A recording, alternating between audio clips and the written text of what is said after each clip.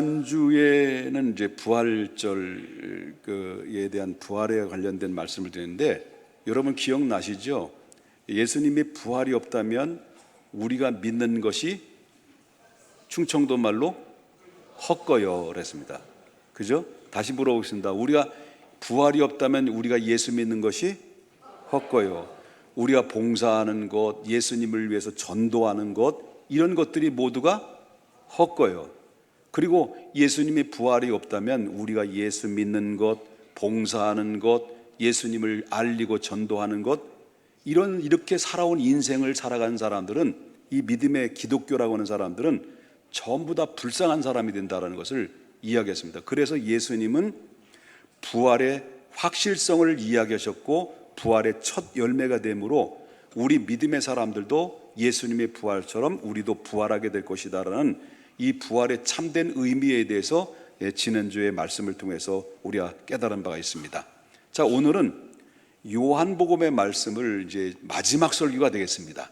마지막 한 2년 정도 가까이 되는 세월 동안에 요한복음의 말씀을 21장까지 오게 됐는데, 바로 이제 예수님의 십자가와 그 부활 사건 이후에 대해서는 바로 전해줘야 되는데, 이걸 좀 건너뛰고 오늘은 마지막 설교가 되겠습니다.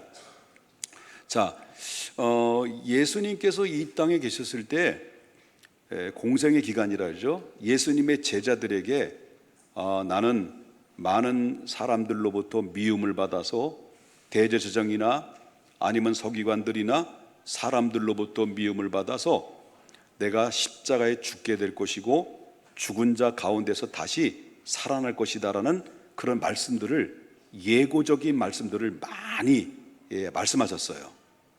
자, 그런데 이제 예수님께서 드디어 그 말씀하신 대로 십자가를 못 박혀 죽으실 때가 다가왔다는 사실을 알고 예수님의 제자들을 너 일로 와, 너희들 일로 와, 일로 와, 일로 와 하고 전부 다 그걸 모아서 예수님께서 비장의 말씀을 하셔요. 그 비장의 말씀을 하시는데, 오늘 함께 마태복음 26장 31절에 보니까 이 말씀 하시는 거예요. 한번 보겠습니다. 뭐라고 말씀하셨어요? 그때 예수께서 제자들에게 이르시되 뭐라고요? 오늘 밤에 너희가 다 나를 버리리라. 그리고 기록된 바, 구약 성경에서 스가랴서 13장 7절에 말씀을 인용하면서 뭐라고 말하냐면, 기록된 바 내가 목자를 치리니 양의 떼를 흩으리라 하였느니라고 말씀하시면서, 바로 이 예수님의 제자들이 다 부인하고 다 버리고 도망갈 것을 누가 예언했다는 거예요? 예수님이 오시기 전에 구약의 선지자 스가랴 선지자를 통해서 예언했다는 거죠. 그 예언한 대로 너희들이 다 나를 버리고 다 도망갈 것이다라고 이렇게 얘기했다는 거죠. 그런데 예수님의 제자들이 이 말씀을 들으니까 이해가 안 되는 거예요. 납득이 안 되는 거예요. 그들의 생각은 예수님이 지금까지 예수님을 따랐던 제자들의 모습은 뭡니까? 이제 드디어 조금 있으면 이제 로마를 물리치고 이제는 이스라엘 독립할 때가 됐다. 그러면 예수님이 왕이 되고 우리는 이제는 한 가닥씩 하면서 이제는 우리는 총리도 되고 내무부 장관도 되고 외무부 장관 한 자리 다 차지하겠지 하고 기대감을 가지고 막 끌어올릴 무렵에 예수님의 참호를 쫙 건진 거예요. 내가 이제 죽게 됐으니 죽었다가 3일 만에 부활이라. 너희는 다 나를 버리고 도망갈 것이다. 구약의 스가랴 선지자가 이야기한 것처럼 내가 목자가 양떼를 뿔뿔이 흩어버린 것처럼 너희들은 다 흩어질 것이다라는 이 말씀에 대해서 제자들은 전혀 이해를 못했던 거예요. 그런데 그 중에 예수님의 12명의 제자 중에서 이 베드로라는 수제자가 있잖아요. 수제자가, 그렇게 당당했던 수제자가 예수님의 법정에 끌려갔을 때 베드로도 그 법정 가까이까지 갔어요. 가서 성전 그 법정 그 뜰 바깥에서 있다가, 바로 뭐냐면 예수님이 제자였던 제자가 예수님을 3번을 모른다라고 부인을 해요. 그때 이게 그 성전 뜰에서 예수님 막 신문을 당하고 고난을 당할 때 멀찌감치 베드로 이렇게 보고 있는 가운데 있을 때 어떤 여자아이가 야! 이건 주일학교 버전입니다. 야! 너 예수님과 함께 있었던 사람 아니야? 그때 베드로가 아니야, 나는 예수님 몰라 그랬다는 거예요. 그 조금 있다 한참 이렇게 보다가 또 여자 아이가 하나가 또 와가지고 야! 너 예수님과 함께 있었던 사람 맞네? 아니라는 거예요. 그러다가 어떤 남자가 야, 내가 분명한 것 같아. 너 분명히 예수의 제자 중에 한 사람이야. 맞지? 그랬더니 사람들이 맞는 것 같은데? 그럴 때 그 세 번째 베드로가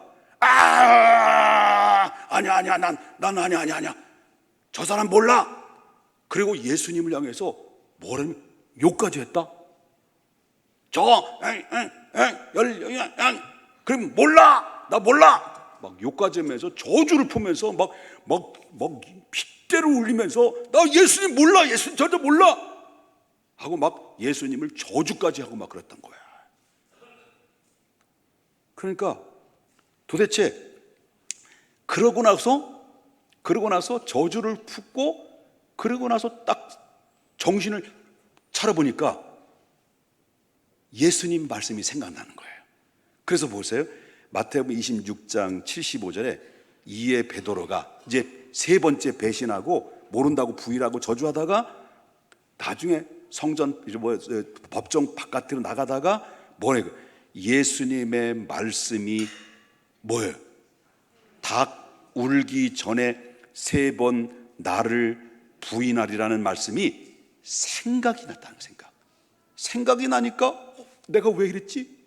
그리고 성전 뜰 밖에 법정 뜰 밖에 나가서 베드로가 아이고 내가 미쳤지. 내가 주님을 사랑하는 주님을 내가 이렇게 배신하다니. 도대체 이게 어쩌다 내가 이렇게 된 거야.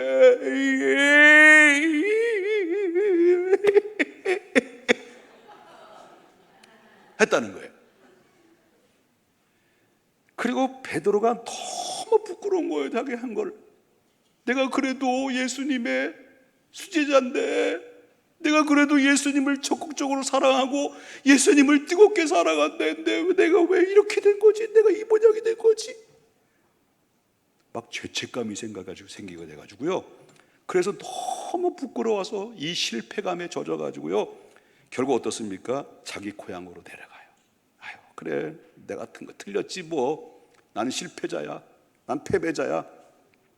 그렇게 사랑했던 예수님을 내가 이렇게 세 번째까지 부인한다고 모른다고 부인했더니, 그러면서 이 베드로는요, 요한복음 21장 3절에 시몬 베드로가 이제 어디로 가요? 갈릴리라는 자기 고향으로 물고기를 잡으러 간다. 요한복음 21장 3절, 나는 물고기를 잡으러 간다라고 했어요. 그래서 그때 베드로가 실패된 모습, 어깨는 쭉 쳐져가지고 그 제자들 같은 동료들에게 야, 나 간다. 어디? 나 고향으로 가. 이제 예수님을 뭘 별목도 없어. 나 같은 게 예수님 어떻게 봐? 어디 가는데? 갈릴리.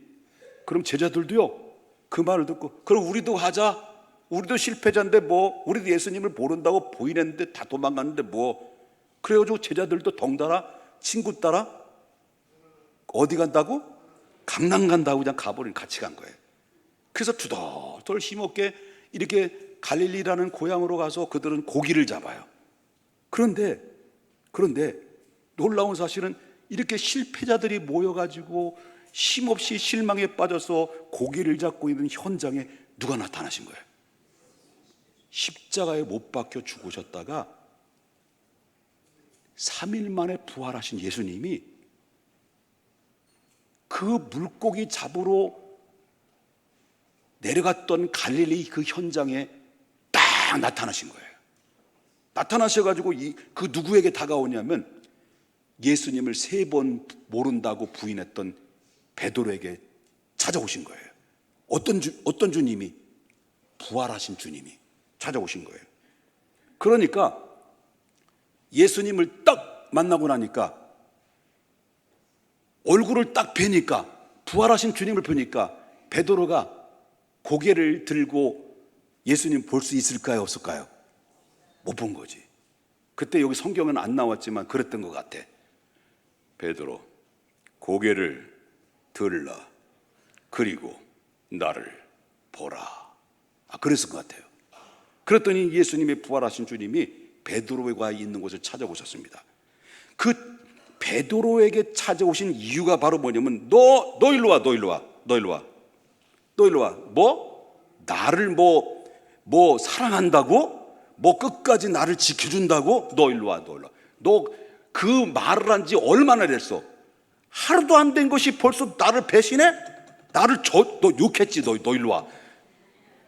예수님이 그렇게 얘기하신 것이 아니라, 찾아오신 이유는 예수님이 베드로를 질책하거나 어떤 추궁하기 위해서 예수님이 찾아온 것이 아니라, 이 베드로에게 찾아오셔서 뭐라고 질문을 던지는데, 이야, 오늘 성가대에서 이 설교에 맞춰서 이 곡을 정했는데 3번의 질문에, 베드로에게 실패한 베드로에게 찾아오셔서 3번의 질문을 하는데, 첫 번째 질문과 두 번째 질문 똑같은 질문이에요.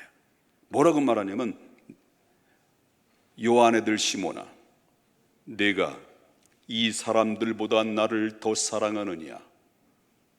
그 질문을 던져요. 그다음에 두 번째 질문은 15절에 16절에도 내가 나를 사랑하느냐, 17절에도 내가 나를 사랑하느냐, 이 3번이나 반복해서 예수님이 질문을 하는 거예요. 그러니까 자꾸 질문을 받는 입장에서 보니까 베드로는 배신했잖아. 그러니까 자꾸 예수님을 한 번도 아니고 두 번도 아니고 몇 번 질문한 거예요. 3번씩이나 질문하니까 베드로가 괴로워, 안 괴로워? 겁나게 괴로워져. 괴로우니까, 그래서 예수님이 첫 번째하고 두 번째 질문은 어떤 질문이냐면 아가페스메라는 말이에요. 아가페스메라는 이 질문은 바로 뭐냐면, 요한아 말씀하세요. 요한아, 말씀하시라니까요. 요한아, 말씀하시라니까요. 요한아, 예, 말씀하세요.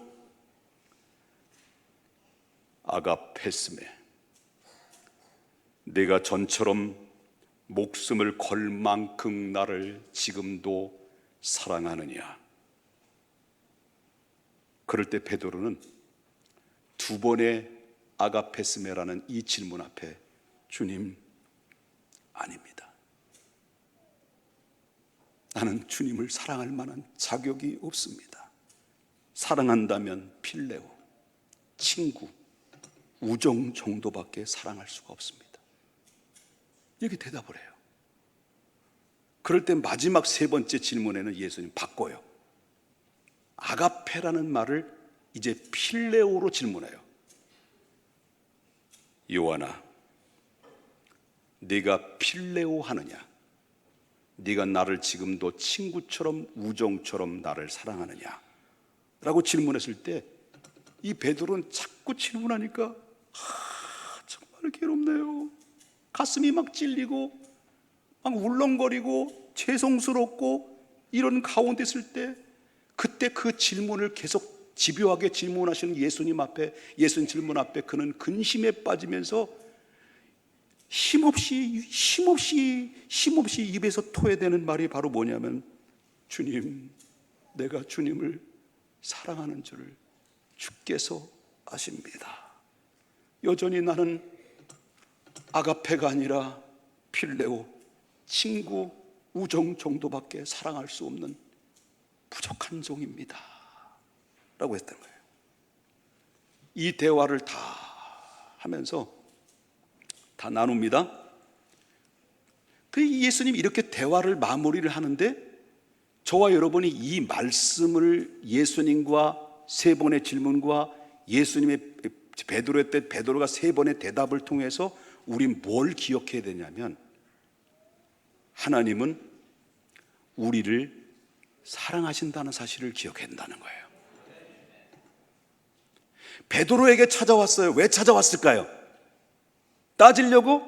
책망하려고 너 일로 와, 너 일로 와, 너 배신했지, 이러려고 찾아온 것이 아니라 여전히 베드로는 예수님을 배신하고 베드로는 여전히 필레오밖에 사랑할 수 없는 존재지만은 바로 예수님이 베드로에게 찾아온 이유는 예수님을 죽기까지 십자가에 내어줄 만큼 사랑하시는 사랑이 있기 때문에 그 베드로에게 그 사랑으로 찾아오시고 다가왔다는 것을 우리가 볼 수 있다는 거죠. 그런 베드로에게 찾아오신 그 주님은 오늘 저와 여러분에게도 동일하게 우리에게 찾아오셔서 내가 너를 사랑한다라는 말씀을 계속해서 여러분에게 집요하게 선포하고 있다는 사실 앞에 우리는 그 사랑을 받는 자의 입장에서 아멘, 정말 감사합니다라고 고백하는 자들이 우리가 아니겠냐라 그런 거죠. 자, 하나님이 우리를 얼마나 사랑하냐면, 어느 정도까지 사랑하냐면 하나님이 독생자 예수 그리스도를 이 땅에 보내셔서 십자가에 죽게 하시기까지 우리를 사랑하셨다는 사실을 여러분 믿으시는가요? 하나님이 세상을 어떻게? 이처럼 독생자를 내어줄 만큼 이처럼 사랑하사 독생자를 주셨으니 누구든지 저를 믿는 자마다 멸망치 않고 영생을 얻을 수 있을 만큼 하나님이 우리에게 사랑을 주신 분이라는 사실을 여러분 믿으셔야 된다는 거예요. 그렇다면 우리는 하나님의 사랑을 입은 자예요. 그런 하나님의 사랑을 입은 자는 우리도 이제 우리 차례죠. 우리 하나님의 사랑을 입었으면 이제 우리의 반응이 어떤 반응이 될까요? 우리도 역시 누굴 사랑해야 됩니까? 하나님을, 주님을 사랑해야 되는 것이 당연한 것이 아니냐는 것이죠. 그렇다면 저와 여러분이 이 사랑이라고 하는 것이 왜 그렇게 중요하냐라고 하는 것을 보게 되면, 여러분, 사랑은 모든 것의 근본 동기가 되기 때문에 사랑이 중요한 거예요. 여러분, 교회 나와서 열심히 봉사하고 예배하고 여러분 헌신하고 충성하는 이유가 뭘까요? 여러 가지 이유가 있겠죠. 여러분들이 나와서 성가대 열심히 하잖아요. 왜 할까요? 지휘자님이 마음에 들어서?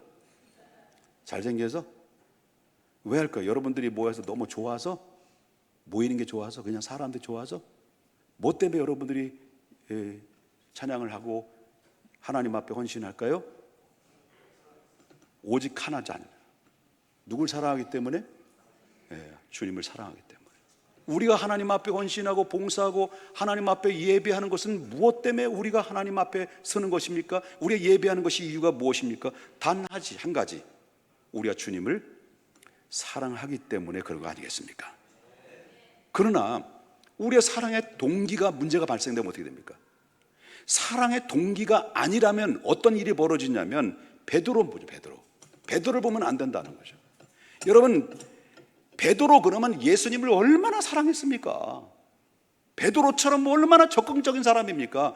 베드로가 한마디 예수님께서 한마디 던질 때마다 베드로는 리액션으로 그렇습니까? 그렇습니까? 나만 믿으시 이랬단 말이에요. 사람들이 나를 누구로 할 때 주님 제가 말씀드리겠습니다. 주는 그리스도시요 살아계신 하나님입니다. 다리를 후들 떨면서 하나님입니다 이랬던 사람이지 않습니까? 얼마나 적극적인 사람 아니에요? 그런데 예수님을 그렇게 사랑하고 적극적인 사람이 예수님을 버렸어. 누가? 베드로가. 세 번째 못했다는 거예요. 욕했어. 저주했어. 그 이유가 뭘까? 그 이유는 베드로의 그의 사랑이 변질됐기 때문에. 변질. 우리도 예수님 믿는다고 하지만, 우리 예수님을 사랑한다고 하지만 언제든지 뒤집어졌다 엎어졌다 뒤집어졌다 엎어졌다 나 좀 말려주고, 얼마든지 우리 오락가락 이래 우리의 모습은 베드로의 모습과 다를 바가 없다는 거죠. 그래 사랑에 변질됐단 말이에요. 그래 그 사랑이 결국 어디였습니까? 변질되니까 교만에 빠지게 되고 그 독선적으로 빠져들게 됐다. 이 베드로의 모습이에요. 얼마 전까지만 해도 베드로가 뭐라고 말했습니까? 베드로가 대답하되 이 마태복음 26장 33절에 보니까 이 모든 것이 주를 이르되 모두 주를 버릴지라도 나는 결코 뭐라는 거예요? 주를 버리지 않겠다. 여기서 이 모두라는 건 뭐예요? 모두는 누굴 얘기하는 거예요? 주변에 누가 있어? 제자들이에요. 제자들이 있는데 여기 있는 모든 제자들은 다 버릴지를 모르지만 나는 어떻게 했다는 거예요?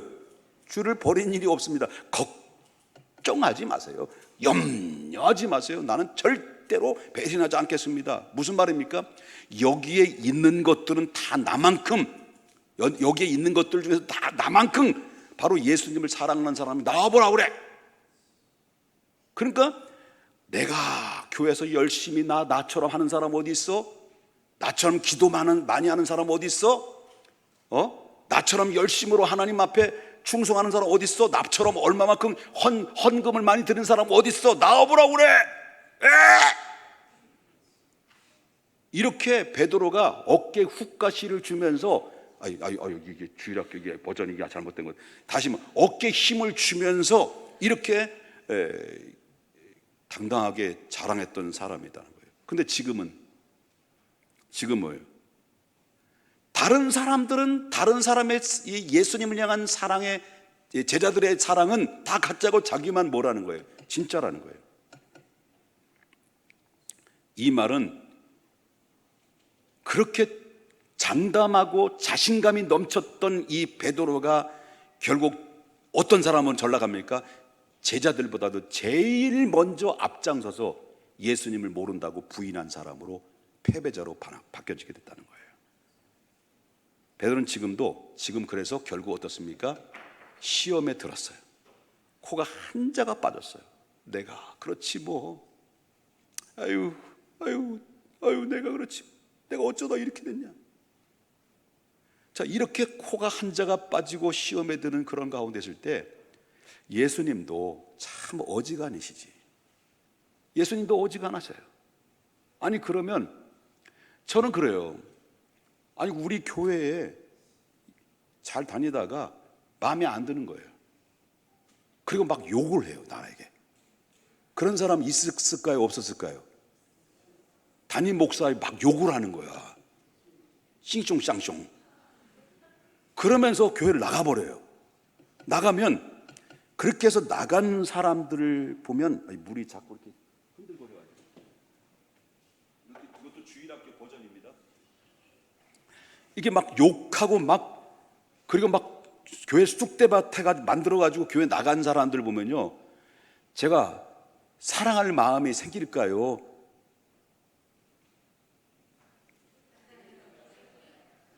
입에서 이렇게 하고 싶은 마음이 생길까요? 이게 하고 싶은 마음이 생길까요? 어떤 걸까요? 첫째, 끝까지 사랑한다. 둘째, 셋째, 그리고 넷째, 잘 가세요, 뚜아이 기분 좋아가지고 속 시원하다. 어떤 것 같아요? 1번 빼고 다 맞지 뭐. 그렇지 않겠습니까? 그런데 예수님은 이렇게 자기를 향해서 배신한 그 베드로에게 찾아오셔서 시험에 빠지고 코가 한 자가 빠진 베드로에게 찾아오셔서 집요하게 질문을 던져요.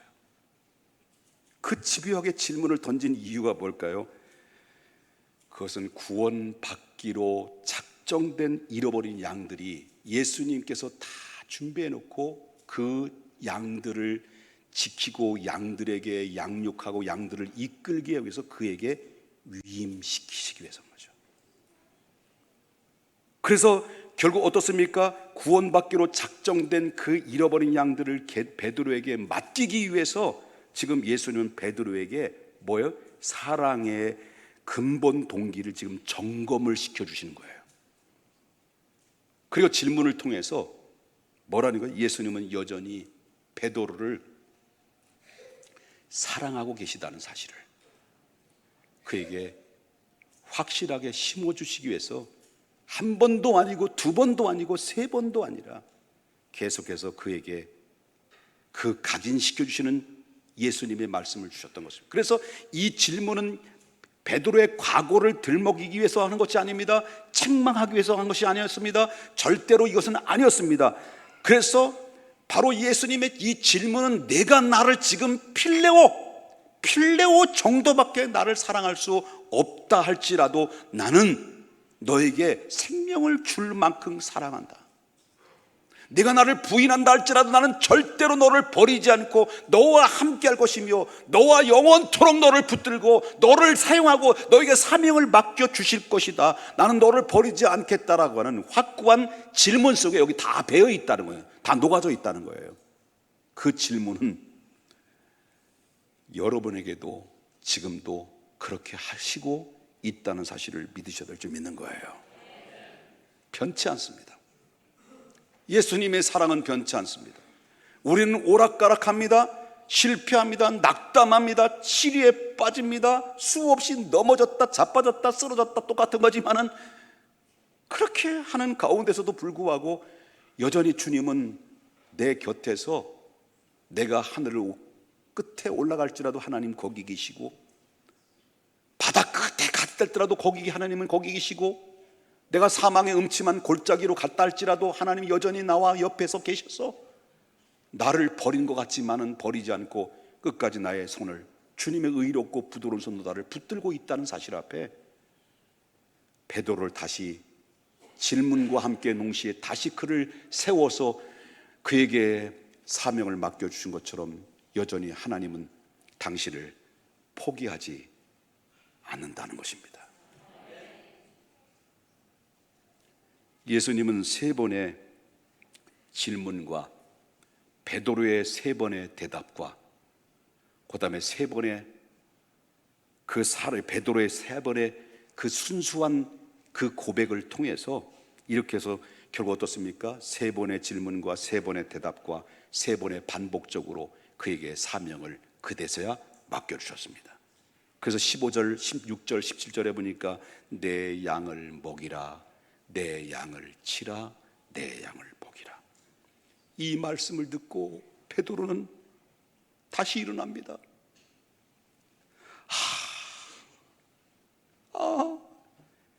나는 내 인생이 끝난 줄 알았는데, 그리고 나는 포기하고 다 내려놨는데 주님은 아니었구나. 주님은 베드로를 다시 회복시키시고 그 사명을 다시 끌어올려 주셔서 그에게 예수님의 그 사명을 위임을 시켜서 예수님의 그 사야 될 사명을 그에게 위임시켜서 예수님의 양을 베드로에게 맡겨주셔서 그를 치고 목장하라고 하는 그 사명을 맡겨주실 때 베드로는 그 말씀을 듣고 일어날 용기가 생겼고 다시 회복하는 역사가 일어나게 됐습니다. 결국 베드로는 그 말씀을 듣고 일어났습니다. 힘을 내었습니다. 그리고 그들은 120명 문도 앞에 같이 섞어서 저들은 하나님 앞에 베드로는 기도하다가 성령 받았습니다. 성령 받고 난 이후로부터 베드로는 복음을 증거할 때 이방인들, 유대인들 대상으로 복음을 증거하다가 그리고 또한 수없는 복음을 증거하다가 수없는 핍박과 그런 고난 속에서도 예수 그리스도의 십자가와 부활을 외치다가 마지막에는 하나님 앞에 순교를 당하는 그런 마지막 장을 장식하는 모습을 엿볼 수가 있습니다. 전승에 의하면 베드로는 십자가에 못 박혀 죽기 직전에, 바로 말하면 순교의 직전에, 바로 십자가에 죽어야 될 그런 상황 앞에 있을 때 베드로는 마지막에 죽기 전에 이렇게 얘기합니다. 여보시오, 여보시오, 여보시오, 여보시오. 내가 지금 예수 그리스도의 복음을, 예수 그리스도의 사랑을 전하다가 지금 죽게 됐지만은 예수님은 우리의 인류를 위해서 우리를 사랑하셔서 십자가에 죽으셨지만 나는 과연 예수님 같이 십자가에 못 박혀 죽일 자격도 없는 놈입니다. 차라리 나를 십자가에 거꾸로 매달아 처형하십시오. 결국 전성에 의하면 예수님처럼 십자가에 못 박혀 죽으신 것이 아니라 베드로는 마지막 십자가에 거꾸로 매달아서 순교를 장식하면서 예수 그리스도의 십자가와 부활을 외치면서 장렬하게 순교했다라고 하는 전성의 내용입니다. 우리도 마찬가지입니다. 우리가 오늘날 이 시대에 가장 중요하게 여겨야 될 부분이 바로 무엇이냐고 말한다면, 우리가 주님을 사랑하는 근본 동기가 여러분이 변하지 않는다고 한다면, 주님은 나에게 사명을, 하나님의 사랑의 이슬을 먹게 될 것이라는 사실을 여러분 잊지 말으셔야 될 줄 믿습니다. 중요한 것은 남은 우리의 인생을 어떻게 사느냐라는 것입니다. 이 두 가지를 얻고 들어가시기 바랍니다. 그 두 가지가 어떤 것입니까? 나는 정말로 이 질문 앞에, 예수님의 질문 앞에 나는 정말로 주님을 지금 사랑하고 있는가라고 하는 것입니다. 그리고 나는 과연 지금 그 사랑의 근본 동기가 변질되지는 않았는지를 이 설교를 통해서 마지막에 우리 모습을 돌아보고 점검하면서, 혹시 나는 교만해져 있지는 않은지, 변질되어 있지는 않은지, 그렇다면 깨끗하고 순수한 주님을 향한 사랑하는 마음이 회복되어서 마지막 인생에 정말 베드로처럼 다시 역전의 주인공이 되어서 참된 복 있는 그리스도의 하나님의 사람들이 다 될 수 있기를 예수 그리스도의 이름으로 축원합니다. 기도하겠습니다.